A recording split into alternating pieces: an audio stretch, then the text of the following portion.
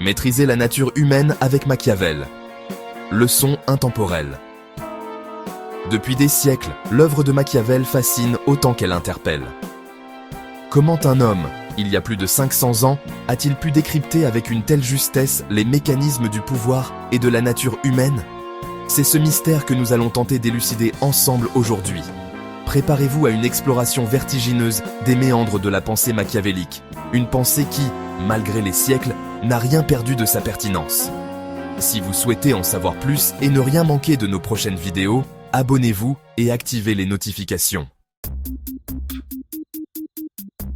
Les hommes sont ingrats, versatiles et avides de profit. Cette affirmation, crue, sans concession, est au cœur de la pensée de Machiavel.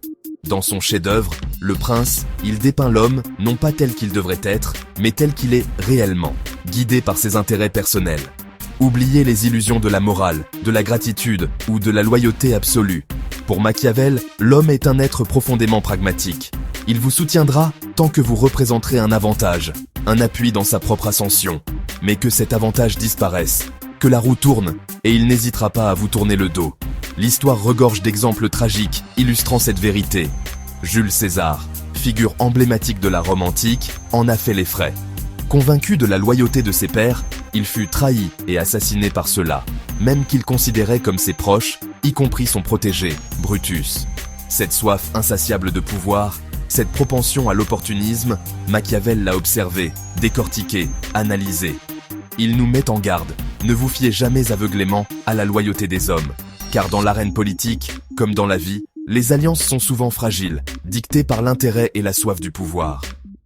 Ne vous laissez pas bercer par les illusions d'une amitié indéfectible ou d'une loyauté à toute épreuve. L'homme, nous dit Machiavel, est un loup pour l'homme. Apprenez à composer avec cette réalité, aussi crue soit-elle, si vous voulez survivre dans ce monde impitoyable. L'homme est un calculateur, pesant le pour et le contre de chaque action, de chaque alliance. N'espérez pas le fidéliser par la seule force de votre charisme ou de vos bonnes intentions. Pour le retenir à vos côtés, il vous faudra constamment alimenter son intérêt, lui prouver que votre succès est aussi le sien. En dévoilant les mécanismes cyniques qui régissent les relations humaines, Machiavel nous offre une arme précieuse, la connaissance. Comprendre la nature humaine, c'est comprendre les motivations profondes qui guident les actions des hommes. Vaut-il mieux être aimé ou craint? Cette question, posée par Machiavel dans Le Prince, résonne encore aujourd'hui avec une acuité troublante. Sa réponse, tranchante, ne laisse aucune place au doute. Il est plus sûr d'être craint qu'aimé. Pourquoi une telle affirmation? Pour Machiavel, l'amour est un lien fragile, volatile, soumis aux caprices des émotions humaines. Aujourd'hui adulé, demain détesté, le dirigeant qui fonde son pouvoir sur l'amour s'expose à une chute vertigineuse. La crainte, en revanche, s'ancre dans la raison, dans l'instinct de survie. Craindre un dirigeant, c'est craindre sa puissance, sa capacité à punir, à briser ceux qui oseraient le défier. C'est un sentiment puissant, dissuasif, qui garantit une obéissance plus stable, plus pérenne. Napoléon Bonaparte, figure emblématique de l'histoire européenne, a su parfaitement intégrer cette leçon. Sa fulgurante ascension, sa main de fer sur l'Europe, reposait autant sur le respect que sur la crainte qu'il inspirait. Imaginez un instant, un dirigeant hésitant, tiraillé entre son désir d'être aimé et la nécessité d'imposer son autorité. Face à une révolte, il tergiverse, cherche le compromis, espérant apaiser les esprits sans recourir à la force. Le peuple, sentant sa faiblesse, se rebelle de plus belle. Le dirigeant, dépassé, finit par être renversé, victime de sa propre quête d'amour et de son incapacité à inspirer la crainte. Maintenant, imaginez un autre dirigeant, ferme, intransigeant. Face à la même révolte, il réagit avec une sévérité impitoyable. La rébellion est matée dans le sang, les meneurs punis avec exemplarité. Le message est clair, nul ne peut défier son autorité impunément. La crainte s'installe, durable, dissuasive. Le pouvoir du dirigeant, loin d'être affaibli, en sort renforcé. Abonnez-vous à la chaîne Boulevard du Cerveau pour plus de leçons intemporelles. L'habit fait le moine. Cette maxime, tirée du Prince, éclaire un aspect fondamental de la pensée machiavélienne. L'importance primordiale de l'image et de la perception. Oubliez la vérité nue, brute, sans phare. Dans l'arène politique, ce qui compte, c'est l'histoire que vous racontez, l'image que vous projetez. Machiavel l'a compris avant tout le monde. La manipulation des apparences est une arme formidable.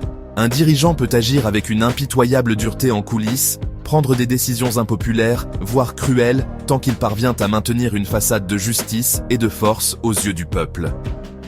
L'histoire moderne regorge d'exemples de dirigeants qui ont bâti leur succès sur une image soigneusement construite, souvent bien loin de la réalité de leurs actions. Ils se présentent comme les protecteurs du peuple, les défenseurs des faibles, alors que leurs décisions servent avant tout leurs propres intérêts. Prenez par exemple ces campagnes électorales, où les candidats rivalisent de promesses mirobolantes, de sourires charmeurs et de discours soigneusement calibrés pour flatter l'électorat. Combien d'entre eux sont véritablement animés par l'intérêt général? Machiavel nous invite à la prudence, à gratter le vernis des apparences pour discerner le vrai du faux. Ne vous laissez pas aveugler par les belles paroles, les gestes symboliques, les promesses creuses. Apprenez à lire entre les lignes, à décrypter les discours, à analyser les actes, plutôt que les mots. Car derrière la façade reluisante se cache souvent une réalité bien plus complexe, bien moins éclatante. Un dirigeant avisé, nous dit Machiavel, doit être un maître de la communication, un illusionniste capable de modeler sa propre image à volonté. Il doit savoir jouer avec les codes, les symboles et les attentes du peuple pour asseoir son autorité. Il ne s'agit pas de mentir systématiquement, mais plutôt de savoir distiller l'information, mettre en avant les succès et minimiser les échecs. Il s'agit de créer un récit cohérent, séduisant, qui renforce son image et assure le soutien populaire. N'oublions pas que l'opinion publique est volatile, influençable. Un dirigeant qui la néglige, qui se contente d'agir sans se soucier de son image, s'expose à de graves dangers. La faiblesse attire le mépris. Un prince méprisé est déjà à moitié vaincu. Cette seule phrase, sans équivoque, résume la vision machiavélienne du pouvoir. Pour le Florentin, la faiblesse est le pire défaut d'un dirigeant.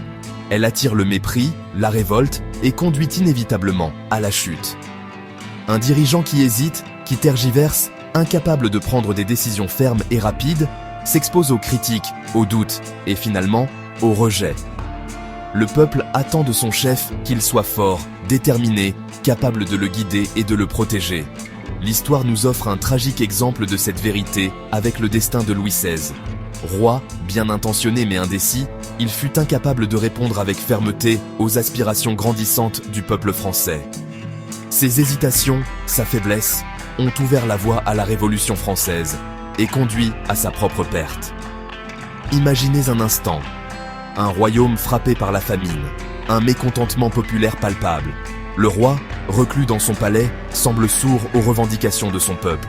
Il hésite, tiraillé entre sa volonté de maintenir l'ordre ancien et la nécessité des réformes. Le peuple, exaspéré par l'inaction royale, se soulève. La révolte gronde, se propage comme une traînée de poudre. Le roi, dépassé par les événements, tente de négocier, d'apaiser les esprits. Mais il est trop tard. Sa faiblesse a nourri la colère populaire, transformé le mécontentement en révolte ouverte. Le roi, symbole d'un ordre ancien décadent, est renversé, emporté par la vague révolutionnaire. Machiavel nous met en garde. La pitié, la compassion, la douceur sont des qualités louables pour un homme, mais peuvent s'avérer fatales pour un dirigeant. Mieux vaut être craint que plaint, respecté que méprisé. Machiavel, malgré les siècles qui se sont écoulés, continue de nous tendre un miroir sans complaisance. Ces leçons, parfois dérangeantes, nous obligent à affronter la réalité brute du pouvoir et de la nature humaine. Aimeriez-vous approfondir l'analyse des stratégies politiques et des mécanismes du pouvoir? Machiavel n'est que la partie émergée de l'iceberg. Abonnez-vous à Boulevard du Cerveau pour plus d'analyses stratégiques. À bientôt, et n'oubliez pas d'activer la cloche de notification pour rester informé de nos derniers contenus.